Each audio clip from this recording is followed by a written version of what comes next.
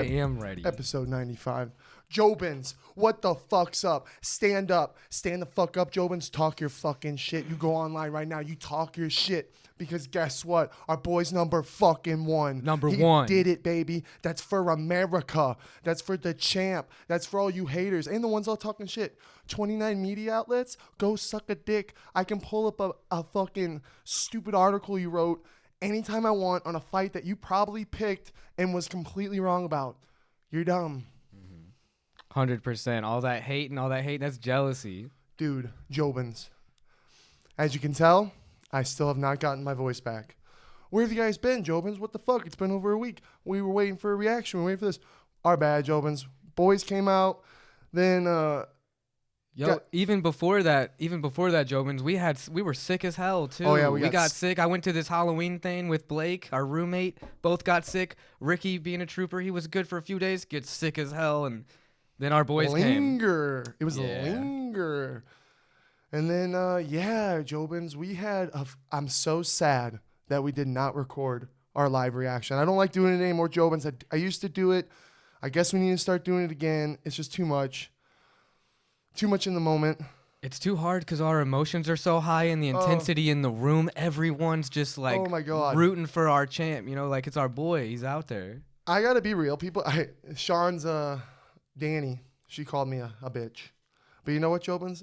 I wear my heart on my sleeve, baby. First time I went through this, every time Sean fights, I'm fucking nervous as shit. So I stop breathing, and then I'm like, oh God, remember to breathe, Schmidt, remember to breathe. And then I'm like, okay, do the breath work.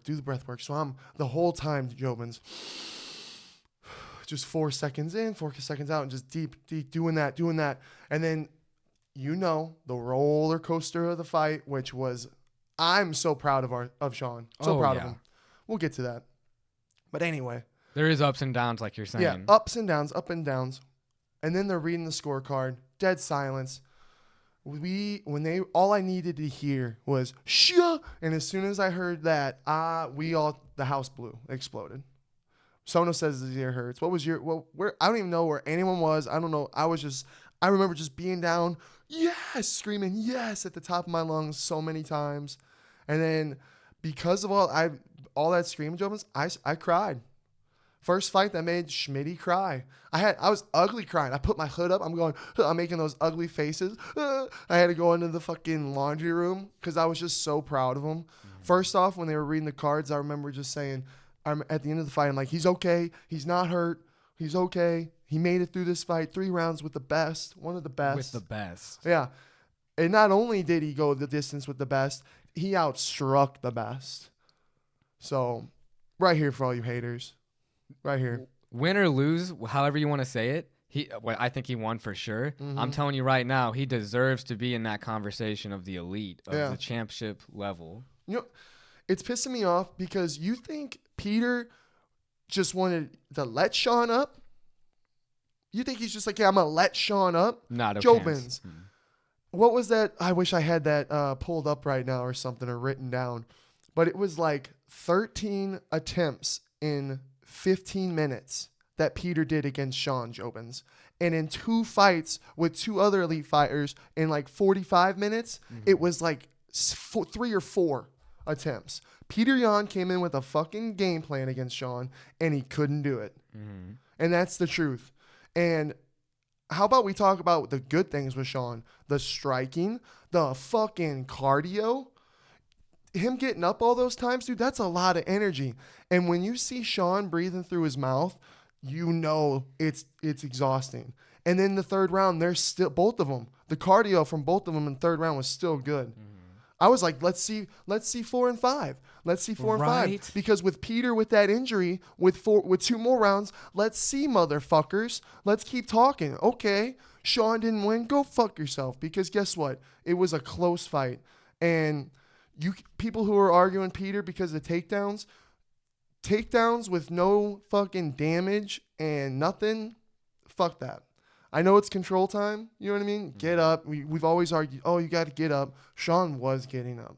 And he was trying to do things. Definitely. Peter's just really good. Peter's just really good, dude. I can go all day, Joe. My thing, too, is like people got to respect Peter's fight game and everything because, dude, he went with probably one of the most dominant forces to do it for the next few years, 10 years, who knows how long. This guy just fought that's like fighting Muhammad Ali before you know it's Muhammad Ali. You know what I'm saying? Like, our boy's the real deal. Yeah. I thought it was for sure. I thought first or second round he's getting finished. For him to go the distance, I applaud Peter for that. Yeah. He's outclassed. Yeah. I'm telling you right now. And Sean hits hard. He was popping. He was popping Peter, dude. He had him cut up and bleeding. That was another thing. It was an awesome photo of Peter after a fight with everyone for 5 minutes, and then it was 15 minutes with Sean. And he's all fucked up. And he's like, exactly. And that's another thing. When you hear Sean say, oh, it's hard to hit it, find his chin, that just tells you how good of level that is. Exactly. But for him to still do that, dude, him popping those shots and getting them in and just landing the harder shots against Peter was so exciting. And yeah, the one thing that Peter got was that trip. That was a really good trip. It was a good trip. It was a good trip. Our boy tried doing it right after. I know. Such a Sean thing to do. His jiu-jitsu's on that level, too, to where Peter was in danger the whole time. Yeah. You know? Yeah. It's not like a Kamaru Usman against Tyron Woodley and he's just laying on him. Yeah. Our boy was going for those submission looks, and then he was piecing him up on the stand-up. I think it was easy to give it to Sean, for real. Yeah. And people will be like, oh, Schmidt, you're real biased. But Jobins, I watched the fight 3 times that day. One of the times I was like, oh, my God, I almost kind of think he won the second, too. But people were like, oh, no, you're crazy, Schmidt. And it's like, just because Sean dropped Peter, you know what I mean, when he punched him. It's like, yeah, Peter didn't drop Sean. He stunned him. He landed, and Sean ate it. But then once he gets him to the ground, Sean's doing a great job at controlling, not letting Peter get the thing. There was another point where Peter could have got Sean's back easily, and he didn't, and he couldn't. And people just need to give Sean credit more. There's so many things. So, yeah, Jobins, go talk your shit. Go fucking shit talk on everybody. At the end of the day, a great fight. Oh, great fight. I'm so proud of Sean. And the photos, Jobins, the one where he's like this, I want that fucking, I got to get that framed. I want it big. Iconic. Our boy did it. He beat fucking Peter Yan. What the fuck? He beat a champion. Like, dude, we've been talking about this for years. We've been talking with Sean, like, oh, when you get to these high caliber guys, all Sean's like, oh, yeah. And then he does it, Jobins. Like, I'm getting emotional. I get emotional talking about it just because I'm so happy for him. So proud of him. And he looks so good. I've been hanging out with he looks fine, Jobins. His knees are a little fucked up, but hey, he'll be back to normal in no time. Yeah, man. The fight game's nuts, and just he's gonna keep climbing. Yeah, I told him, like, well, dude, you just beat the shit out of a Russian. You know, that's what happens. That's what happens when you beat up a Russian. You got come home with the little dings. You know what I mean? So you're not just knocking everyone cold out. But yeah, and then the fight of the night bonus. Yeah, what a night of fights too, Jobins. Because after a Sean fight, I sink. I sink like a fucking rock in the ocean. I know what you mean. Like I was excited for all the fights. Don't get me wrong, but after that intense, like how we were just locked in and focused, and so happy when he won. That decision call was so freaking long of the split decision, just to say he was gonna win. I was like, oh my God. Ooh, Jobins, put in the comments how much you won off Sean. I put down $50 on Sean, Islam, and Aljamain, and I pulled out before Islam. I know I should have stayed. I would have won $350 if I had stayed. But after Sean winning and then watching Aljo just beat that ass, I was like, dude, I won $200 for putting down $50. I'm like, dude, Sean won and I get $200. Why the fuck not? You were right though. Don't be greedy. And I know I could have got the 150 more with Islam because, yeah. And then it was funny because, I know I switched up, but even on fight day, I was like, no, I'm back to Islam. I saw someone put, we need to start doing this, early predictions on the titles, like early predictions. So it's kind of like, this is how we're feeling now, because I've always preached this on my pod, Jobins. You have your early predictions. You got the fight week, like right before. Right. And then after fight week, after weigh-ins, after you see each other, and even when you feel it in the octagon before they fight. There's times where you're like, oh, hold on, wait a minute. So, yeah. It's tough. I put 100 on Sean though, just to run back to that. What'd you got get? 255 back because he was a 255 underdog at the time. That's fire. Which is still awesome. I was like, God, can he be a better underdog? Because I was like, for sure, money, dude. Yeah, and it's crazy that the UFC did that contract with the fighters where they can't bet now.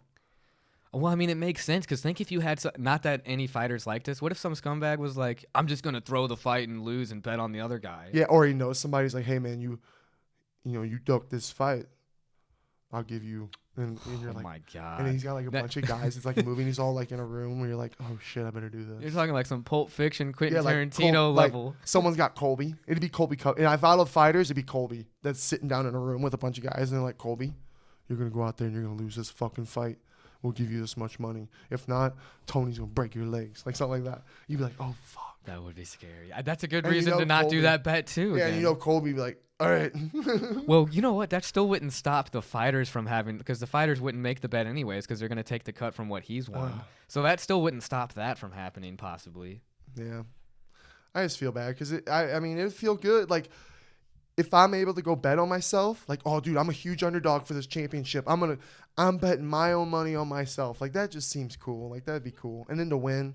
Yeah. It's just catching up with the other professional sports, though. They've been having that in place already, so there's gonna be more of We're those moving up, baby. professional standards. We're taking over. It's going to be the #1 sport in the world, I've always said, and I still believe it. It's just interesting to see where this thing's going to go, especially after Dana White leaves. You know what I mean? I don't know how that organization, I hope it doesn't crumble, because UFC's like always been a staple of the MMA world. I think once Sean's out, I'm not even probably going to care anymore. No, I'm just kidding. We'll see. Dude, there's other promotions, though, to step in and try to take over. But, yeah, what a fucking weekend, Jobins. We had the boys come out. That was fun. We had all our buddies from St. Louis. We had Brock, Mo, Danny, Cookie, and then our other buddy, Jime Time. Mm-hmm. Yeah, it was a good time. All came in, watched for the fights. Hopefully we can do that again next time, or meet up with all the Jobins if his next fight's in Vegas. That would be awesome. Get a whole bunch more. This house can't hold that many, and it was packed. It's a lot, Jobins, when you own, like, I don't own a house, but when you watch a house and then you have a big party, it's a lot to maintain and take care of and make sure of. And you have all the people in the house, and there's so many seats that we had out there. Oh, yeah. It's fun, but it's a lot of work. It felt lively, at least, and now it was sad. When they left, it felt empty in the house. I was like, all the boys are gone. Oh. Yeah, dude, I got food poisoning, Jobins, so, like, right after, oh, my God. Food poisoning sucks. Yeah, and you were out of commission. Yeah, that made me not think about how sad I was missing them because I was dying. Maybe you were just so sad that it wasn't even food poisoning. You were just missing the boys so bad. God, Jobins. I was picking up Jime Time. Oh, this ain't your fault, Jime. I love you, buddy. This was just poor communication on both ends. On mine, too. I should have definitely made sure. I'm just so used to picking people up. This is an excuse, but it's not. I'm so used to picking people up at the Phoenix Sky Harbor. Mm-hmm. So, Jobins, we're driving. I'm literally there to the Phoenix Sky Harbor. And we're like, all right, what terminal? What terminal are you going to be at? There's only one. And we're like, what? And all the way at the, which one? What's it called? Mesa Airport. And obviously it's in Mesa, so it's quite a bit of ways. So, yeah, it was already 45, then I had to do a 38, then an hour and 4 back. I was like, oh, yeah. Yeah, you were pissed. Yeah, but it's okay. And it's just because the airports, it's really nice how the Mesa Airport is. Just the one terminal, you're in and out. But it's like, why you got to be so far away? Yeah, just a small airport in there. Because, Jobins, the Phoenix Sky Harbor is a fucking pain in the ass. Oh, my God. When we originally even picked the boys up, and then I was gone for like 20, 30 minutes trying to get to you guys, I kept going back. I was like hitting the highway again, having to do I was like, oh, my God, I'll never get to Terminal 4 South. I'm going to freaking freak out. What were you going through? Oh, my God. And then, like, you're getting calls, and then I'm like, can't get on my maps, and I'm like, oh, my God, people are calling. I already am terrible, Jobins, at multitasking. I can't text and drive in a car. I'm like a 100-year-old person behind the wheel. I can't do it. And then I got you and Cookie calling me, and I'm like, oh, my God, and I'm sweating. I'm like, dude. You were sweating. I was so panicked, and I was like, this sucks. And I finally made it to you guys, but I felt bad, too, on top of it. You're like, I'll just take the boys, and we'll head out. We'll just meet you back. It was such a dilemma, guys. Sky Harbor, I know you're doing as much as you can. Well, there's a part where you got to like swoop in all the way to the right, and people are coming in at the same time. And you got to get far. I'm talking like 3 lanes right to get into Terminal 4 South arriving. It's a pain in the ass, Jobins. If you know what I'm talking about, you know what I'm talking about. And we're sitting there. I missed it at first, so I had to do my first loop. I thought you were behind me, but then we lost you. Like as soon as we got into the airport, you were gone. And when we first called, Brandy's like, yeah, I'm in the cell phone parking lot. Yeah, and we're like, dude, We were at the terminal. Dude, and I get this, I freaking find myself in a shuttle parking lot where like the main shuttles go to, and I'm driving around this thing. I'm like, where's the exit? I can't find an exit. And then I'm driving. I'm like, oh, there's an exit. This freaking shuttle comes through it. It's clearly to go in, not out. And then I'm like, oh my God, I'm panicking. I still don't know where the exit is. And I was in there for like 15 minutes alone. I finally got out. We kept getting fucking talked to by security guards, cops. They kept going, hey, you can't be here, man. You gotta go. And I'm like, oh, and I gotta play. And I'm like, I'm so sorry, sir. I'm so confused. I'm trying to, they said they were right here. And he's like, all right, you guys go ahead and pull up right up there. You can sit up there for I'll give you a couple minutes. It was like 7-8 minutes. And another guy comes up, and Mo had just got there. And so I'm like, keep the trunk open, make it look like they're coming. You know what I mean? Sure enough, another one. Hey, what you guys can't be here. I'm like, oh, they're coming right now, sir. They're right now. Sure enough, it was probably like another 2 minutes, of him just standing there, like, you know what I mean? We learned though, that's where those cell phone parking lots are for, right? So you can park there, and then cell phone, they'll call you, whoever's coming in. Cookie, our boy, told us that, and I was like, oh, that makes sense. Yeah, you know what I need to just do is stop being the one who's early. Motherfuckers need to be outside waiting, ready to go, and I'm the one pulling up. This is true. That's what I learned. That's good timing. That's what I learned. That's how you learn, Jobins. You go through. Sometimes you learn the hard way. But oh well. It was such a good time with the boys. After you get, it's always funny because you're always like at the airport, and then once you're leaving the airport to get home, you feel so much better, and it's like, you forget all about it. It's nice. We had a lot of good times with the boys. Dude, we went to the state fair with them too, which was fire. Yeah, big state. It was funny. I'm like, Sean, you should take Elena to a state fair. And he's like, too famous for that. I'm like, oh yeah, I didn't even think about that. And then how dangerous and dirty the rides are from other kids and shit. I'm like, yeah, you got a good point. It'd be horrible if I didn't want her to get hurt. He would get mobbed up because that place is popping, dude. I was like, oh, a state fair, like the ones we're used to are a lot smaller affairs. Yeah. And we went to Papago Park. Papago Park. Yeah, that's what it was called. Didn't you go with us?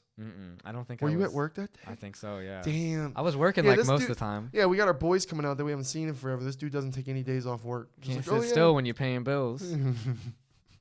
Okay, that was good. It rhymes, so it's an excuse. You missed out. Did you go to the zoo with us too? No, you didn't. No. That was the whole day. Yeah, I'm actually just the worst friend, really, if you think about it. No, it's okay. I miss you guys. I'm sorry that I was not there for those. Well, dude, I'll take you to Papago Park because that shit's beautiful as hell. And it's right next to the zoo. Papago Park's just like this big rock, and there's a hole in the wall. You climb. It's super easy. It's not scary at all. And Danny was taking his sweet ass. He was scared, right? Oh, is he scared of heights? Yeah, and like just the hike in general, he was nervous about it. And you probably think I'm an asshole here, Jobins, but I was just fucking with him. There's stairs to take you down, and it's so easy. And this type of rock, dude, you can grip it. I'm in flip flops walking in this shit, gripping on this rock. You know what I mean? Yeah, my flip flops are dead. They got no fucking grip on them. And here I am I'm like, damn, I feel like Spider-Man. I could just fucking walk anywhere. So I get down there, and then I see Danny just standing up there.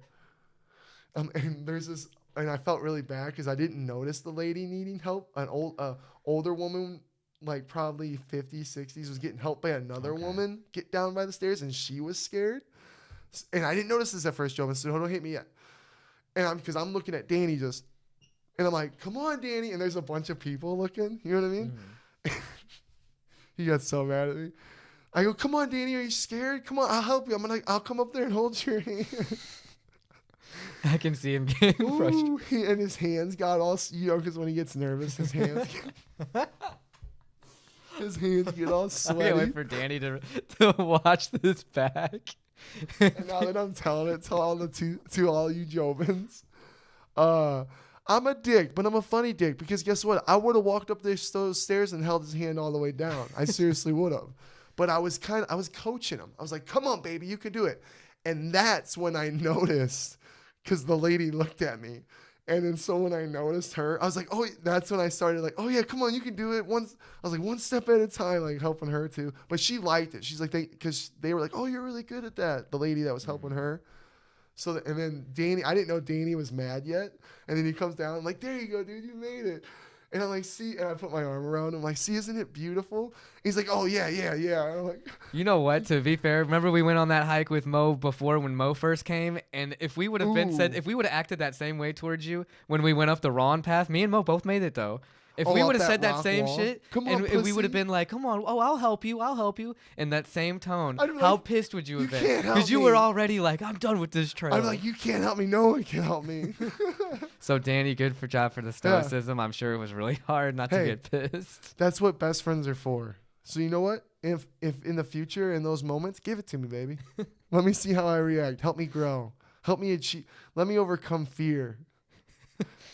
You did Danny a service at the end of the day. At the end of the day, and he enjoyed it, and he loved it. He was like, wow, this is beautiful. It was really pretty pictures, though. Yeah. Even though you got photobombed in a couple. Yeah. Oh, yeah. Yeah.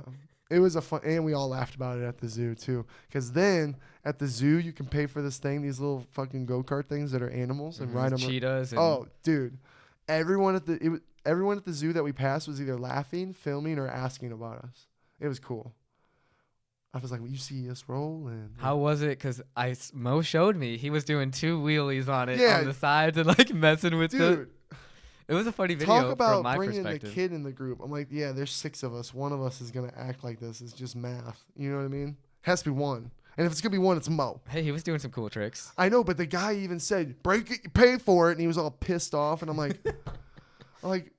and I kept making comments. I'm like, yeah, Mo, it's real fun until, you break it. And then, a kid that wants to ride it next time can't. And they don't get to have fun. I know it didn't affect him at all, Oh, probably. nothing. Yeah, dude, he's bumping into shit. He's doing wheelies. He's getting one wheel off the cart. Talk about a kid in a candy shop. You know what I mean? Yeah, I was having fun with it with the boys. Yeah. Well, you remember those scooter things that we were riding out in California? Oh, yeah. Dude, Mo would have been breaking those too, dude. That's just the adult in me, because I was just having fun strolling around on the damn thing. They were telling me, Brock was telling me that when you'd leave the scooter thing, they'd go and they'd change your settings to where you couldn't go as fast as them, apparently. It's the first time, they got me the first time, because I'm going slow, and I'm like, what the fuck? I'm like, oh, it's turned down. And I didn't even think it. I'm like, oh, I guess I turned it down. And I turned it back up. And then the second time, I was like, what the hell? And Brock was next to me. He's like, oh, we did that. And he told me, I'm like, oh. And then I told him the second time, well, Cookie's behind us, right? Mm-hmm. He's like, Cookie still doesn't know. And so we're all literally like 20 yards ahead. And Cookie's just going slow as fuck. And we had to tell him, like, dude, turn it up. Yeah. It was funny. The zoo overall was pretty fun, though. Dude, a lot of fun. We didn't even get to check everything out. There was a lot of animals that weren't out, too, which was kind of shitty. But I was just having fun riding around on that thing. It was fun. Damn. Yeah. I should have been there. Ugh, regrets. Oh, dude, next time. We'll go again. I like doing that kind of shit. Yeah. So, yeah, it was a lot of fun. A lot of fun time with the boys. Yeah. Now we got fucking Jake Paul versus Anderson Silva. Didn't think we were going to go to that. Yeah, dude. Tonight, let's go. Tickets got dirt cheap. $30 for us. What the fuck? I mean, it's not like the closest seats. It's still probably pretty high up, but for $30, that's a pretty good deal. Yeah. It's an insane deal. And Anderson Silva, it's just crazy because Jobins Anderson Silva's who got me into the UFC. I remember seeing him in his Patrick Cote fight and his Forrest Griffin fight. Jeez, Patrick Cote. I haven't heard that name in a long time. Oh, I know. This is OG shit. This is like 2007, 2008. You know what I mean? Been in the game for a long time. But I remember that Forrest Griffin fight and just being like, whoa. Dude, he made him look silly. Yeah, I was like, whoa, that was cool. Yeah, dude. And, oh, God, I remember being there live for when he knocked out Vitor Belfort with that front kick. That was crazy. That was amazing. He was my first, like, this is my guy. This is everything. And then when he lost, I was broken. I remember just being like, ugh. And then everyone in Buffalo Wild Wings just going nuts and crazy. And I'm like, oh, my superhero just got knocked out. Dude, Jake Paul is living the dream. He's getting to fight his superhero. And you know who was in between them, like doing the Dana White stuff? GSP, the other guy. Those are 2 guys that are like in the greatest of all time conversations regularly. Right? That's crazy. It is. Crazy. I met Logan Paul, Jobins. What the fuck? Sona was at school. Brendan was at work. And I begged him because I had to be a good boy. Because Jobins, I tend to be a fanboy. It's just how I am. Sean asked me, he's like, how come every guest we have on, you're just the biggest fan? And I'm like, I'm culturally balanced. Like, you know what I mean? Every guest they have on, I'm like, how long have we been a fan of, you know? Especially in the podcast world, too. Yeah. Like, come on.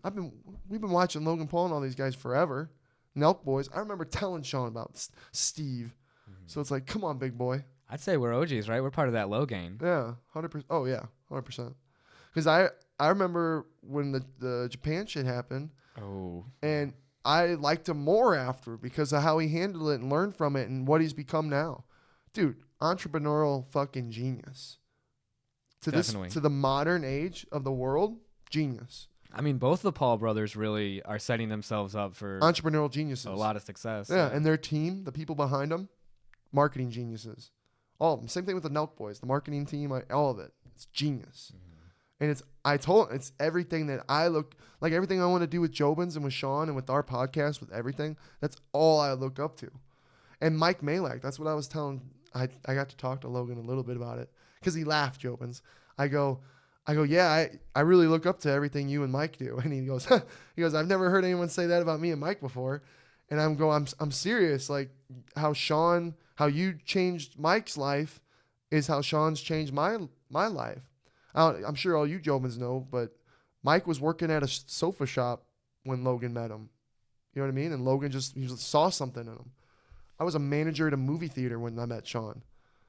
You know what it is to me? It's like almost capturing a moment in time. Because MASH, the TV show, it still has the record for the most viewed episode ever, like the final episode, with like a live audience because that was the medium that was so big at that time. Now it's YouTube, obviously. But like those are the people like Logan, Mr. Beast. Yeah. Those are like that MASH level period in this time right now. In this Dude, time Logan Paul's a superstar.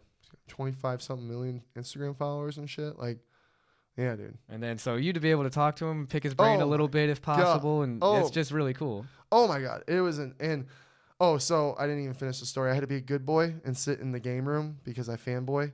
And I was like, Tim, please let me just be there because I want to meet Logan. You know what I mean? And he's like, all right, Schmitz, this is the big test. He goes, if you sit in the back game room and don't come out till the end, anytime we have a big guest, you can come. I'm like, okay, bet. Big bet. And I stayed in my game room and I listened. And then as soon as it ended, I went in and I fanboyed. And I asked him, like, did I do good? He's like, yeah, you did good. I was like, so. And then I did fanboy a little bit. I had to. And Jobins, Logan Paul is fucking tall. Holy shit. Yeah, you said he was almost eye level with you. Dude, yeah, dude. I even told him. It was kind of cool. We had a moment where I was kind of like, sizing up each other because of how tall we were. It was cool. It was cool. And he was super nice, dude. Super nice guy. And the energy he brought on the pod, I was like, holy shit, he's going hard right now. He's about to fight Roman Reigns too, isn't he? Yeah, I'm pretty sure for the wrestling. Yeah, that's impressive too, because like he's got to be an athlete to do that. I told him, I was like, go get the belts, boom. And then I didn't get to tell him, but I was like, yeah, let's go, Jake. And then I was gonna be like, it's gonna hurt me though if he knocks out Anderson. It's gonna hurt a little.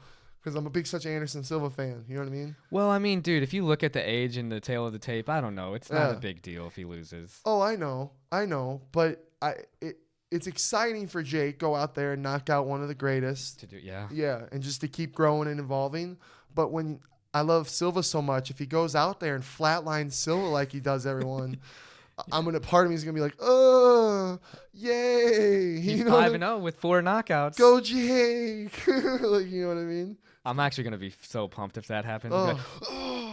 Dude, those weigh-ins, dude, or the face-offs, man, I was getting pumped, dude. I love it. Dude, Jake kills it, man. And then when he came in with the horse and the 2 robots, and the other robot was really sick looking, he's killing it.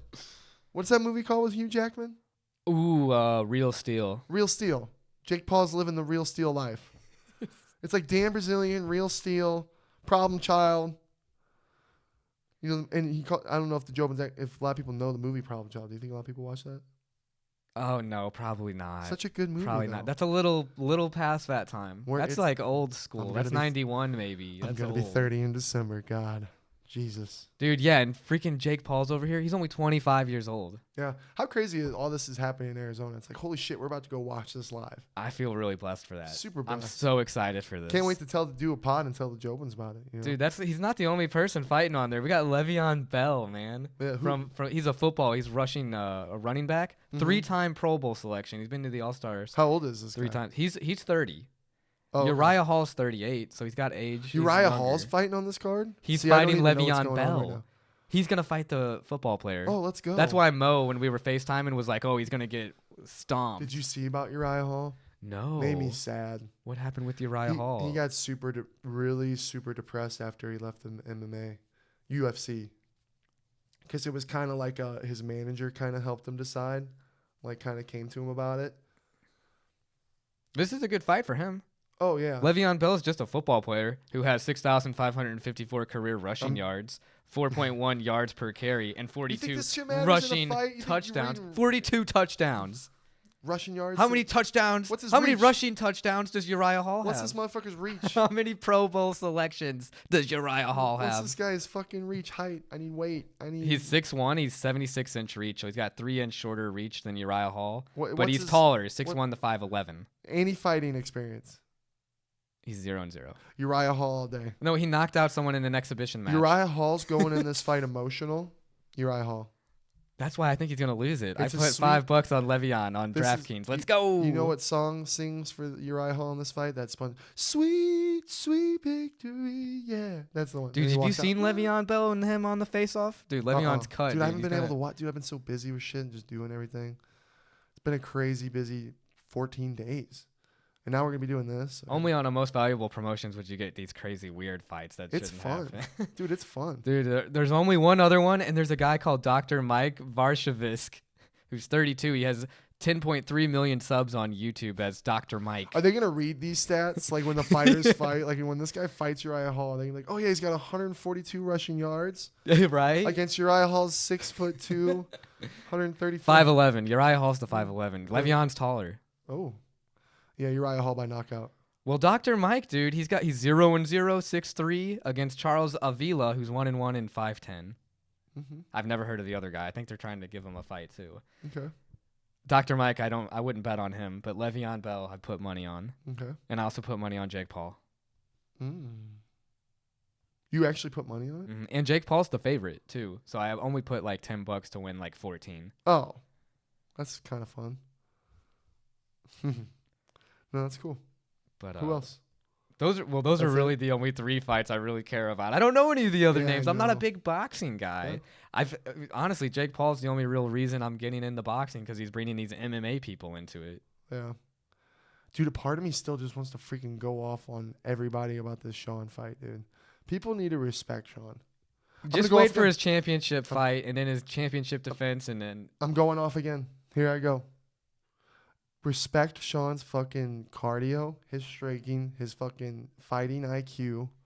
it's off the charts. His mental Yeah. game Yeah. is off the charts. Yeah, he needs to sharpen some things, but every fighter does. You know what I mean? A lot of people would have got panicked in those moments where he wasn't in the dominant position. He kept calm, cool, and collective, and it worked out. Yeah. Dude, Peter's considered one of the best strikers, and Sean just fucking struck with him. Ugh. Yeah, people Very saying he's recent. the number one boxer. I think then that was never the case. But if he was number one boxer, Peter Mhm. Yan, you got to give it to our boy now because he outstruck him and the guy tried to do what, 13, 14 takedowns? You were saying something crazy? Yeah. Yeah, the first round was super close. Again, it comes down to being a super close fight. And I think when it comes down to the third round, an important round, Peter gets fucking injured. The leak happens. So in my head, it's like, okay, if the fight were to keep going, I would in favor Sean to keep winning and doing better, opening that wound. You know what I mean? Mhm. I'm keeping these things in mind that I'm sure the judges, it doesn't with the judges. But to me, it was a very decisive third round. If you go back and watch, I think a lot of people need to actually go back and rewatch the fight. And again, Sean getting up after each takedown, dude, come on. Yeah, he's no joke. Maybe I'm biased. And I know that little MMA guru guy, his stupid video.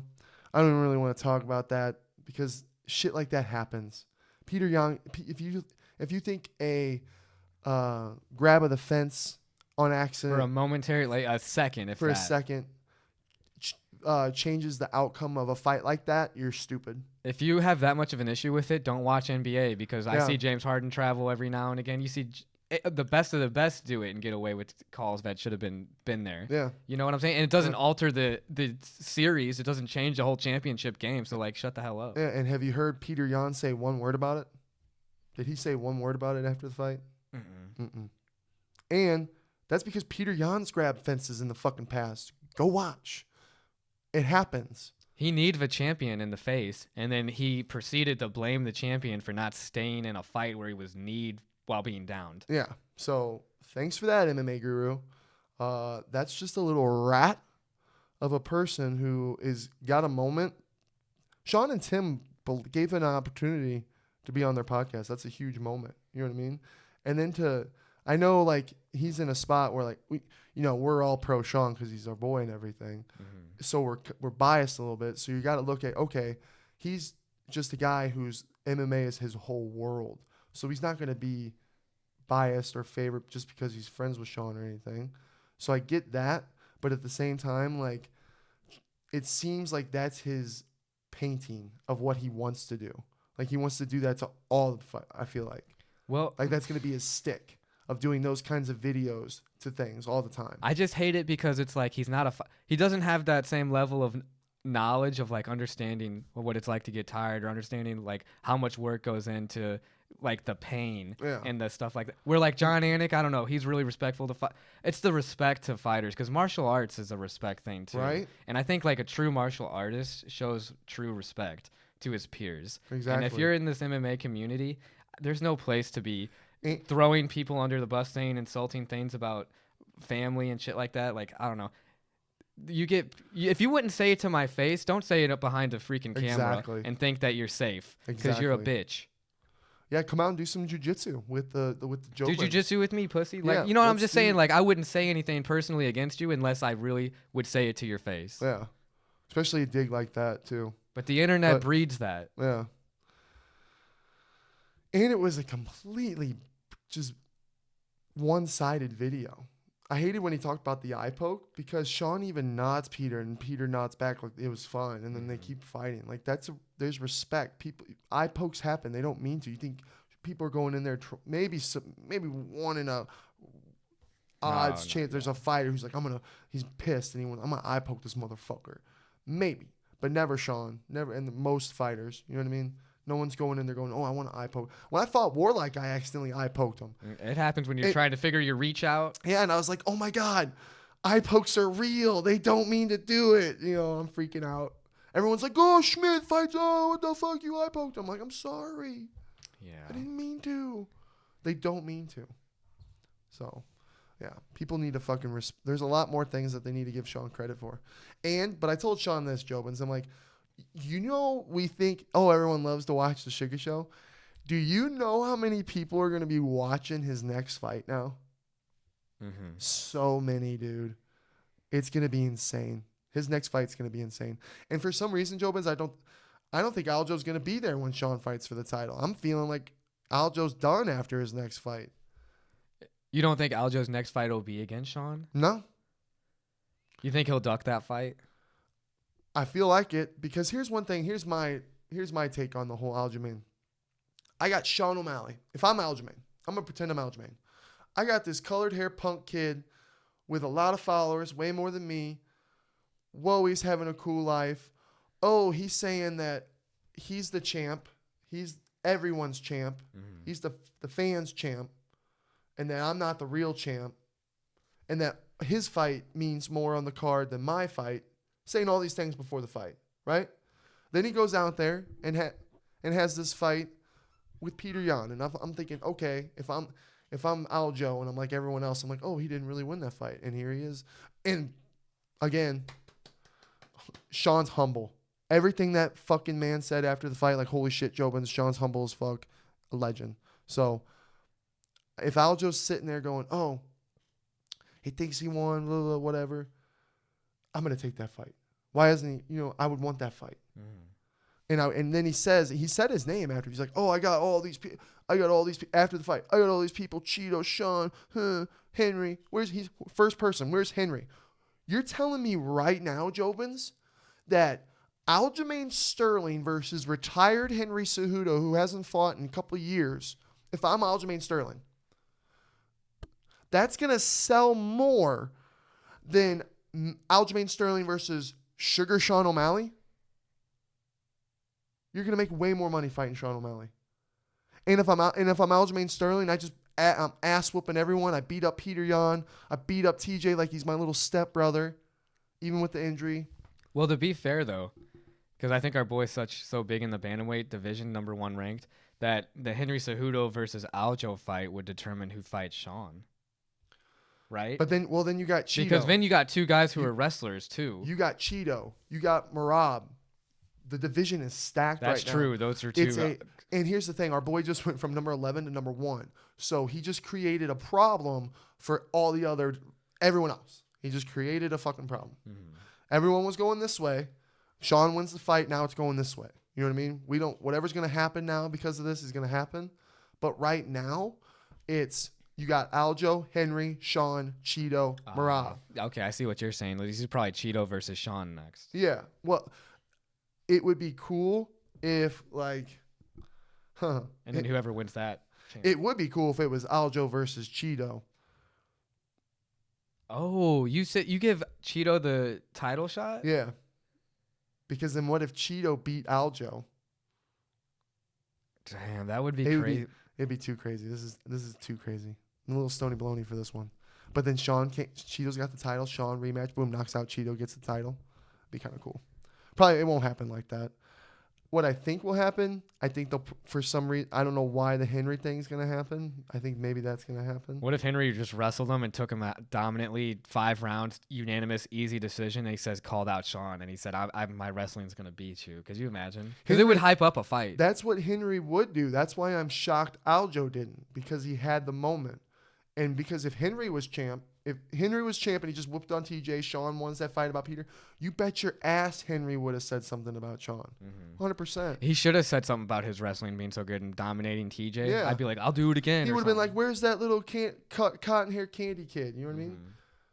He probably, I mean, it's maybe smart not to fight him, though. Maybe you should take the guy who's been retired. Yeah. That's just kind of makes sense. Yeah. That's just what I'm like, I'm kind of puzzled on where this is all going to go. I personally wouldn't fight Sean if I had a chance to not fight him and stay champion for a little bit. Maybe it's the coward's way, but... Well, dude, our boy, he's just #1, Jobins. Yep. I'm basking in this fucking glory of him being #1. Love it. He's always been #1 in our hearts, but now he's actually #1. I just hope that it buries all that, can crusher mentality, even though he played along with it, had some cool verse drops. But the can crusher moniker is stupid because everyone's a professional, okay? And our boy is at the top of it, and he's had skill, so respect it. They can call him can crushers all they want, because guess what? Sure is fun to go back and watch. I don't know about you, but all those fucking highlights, they're fun. You can make some sick videos to it. Yeah. Overall, so proud of Sean. It couldn't have gone any better. I hope I get my voice back, Jobins. I think one of these times when Sean fights, it's going to go and I'm never going to get it back. Yeah, you lose your voice for multiple days because mine was bad. It's a week.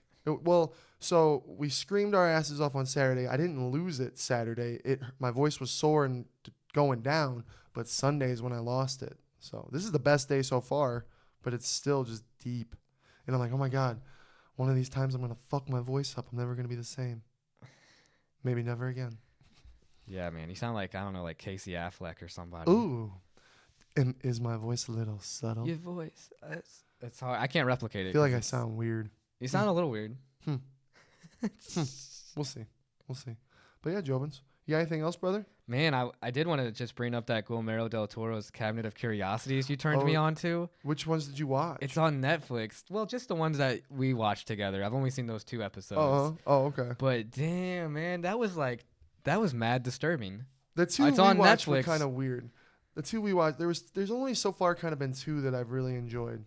And I think it was the 3rd and 4th one. One of them had Ron Weasley from Harry Potter in it. I wasn't vibing with that one. That one was weird with the little rat in the face. That one was weird. It's cool because I like horror stuff and it's kind of like different. It's an anthology series like Twilight Zone. Yeah, and not happy endings.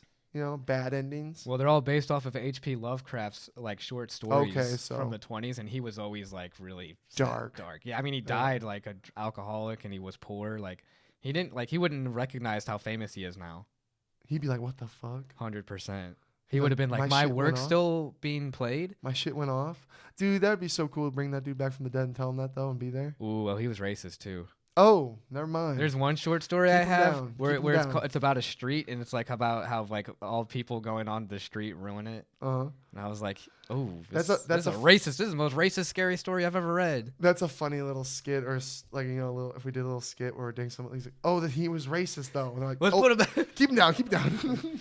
Good stories though. Good Yeah, stories. Good story. Oh, wow. Oh, no, that's unfortunate that you told me that. Damn it, Gamoro. His shit's always twisted and dark. It's fun. No, it was cool. I liked the one about the paintings, dude. Oh my god, the ending was so dark, Jobins. Like, just watch it and. Ooh, well, now we got to hurry up because this shit's probably gonna end soon. We got to do the Game of Thrones season, or oh my god, the House of Dragon season 1 House of Dragon season recap. 1. A recap on it. My take: the season finale, damn it, kept me in. I kind of want to go back and rewatch it just to kind of see it again, give it a sec. Because there was a couple episodes I'm just like, I don't know about this. I don't know about this. But then the last episode was good. Fucking Damien, the last scene, he kills it, dude. And when he sang to the dragon. Yeah, you were telling me, you were like, oh, I had to look up all the backstory for it. It made that's me. cool. That's how much I liked it. I had to go back and look. Because it's like, yeah, what the fuck is so special about this dragon? Why is Damien able to just fucking sing a lullaby and be able to take care of it? Yeah. What's going to happen from it? Where's this going to go? It intrigued me. And then that moment. Fucking social media spoiled that shit for me. So I unfortunately already knew. Damn, I didn't know that was going to happen. How'd it feel? Was it at the crazy? end. Were you just like, whoa? I was kind of happy because I always hated that person. Oh, yeah? See, I said person, so it doesn't job. spoil it. Good job. That other person got that person. And I was happy that they got that person. Yeah. So will this it's obvious that the show is based on Dance of the Dragons, right? It's based off of George R.R. Martin's works. I'm just kidding. All righty, Jobins. Episode 55. Hope you enjoy. Sean's the motherfucking champ. Number 1, Jobins. Let's Number fucking 1. bask in that. Go shit talk everybody. You see someone, you fucking shit talk them because they're fucking stupid. By the time you see this, Jake Paul has already knocked out Anderson Silva. Probably. Oh, yeah. Definitely not getting it up today. But, yeah, glad to be back, Jobins. We got a sports card, another video going to drop. Going to make a video for this table. Thank you, Brandon. First official podcast sponsor. That's what I'm saying with this. Hell yeah. Brandon was like, he was humble about it. He goes, no, Sean's your first sponsor. He gave you the house. I'm like, yeah, that's true. That's true. But this right here, this table means something. It's very special to us. It's fucking beautiful. Like I said, I'm going to make a cool video giving you guys all the details about it. And go follow him on Instagram. I'm going to put his tag in the description. Because him and his teammate, they do an amazing job, Jobins. This thing is Joe Rogan. I got a better podcast table than you. Logan, I'm sorry. Nelk Boys, you're on a couch. I got this motherfucking one-of-a-kind badass podcast table. It's beautiful. Thank you, Brandon. Shout out. Jobins, love you. Thank you for the love and support. Let's go, champ. Deuces.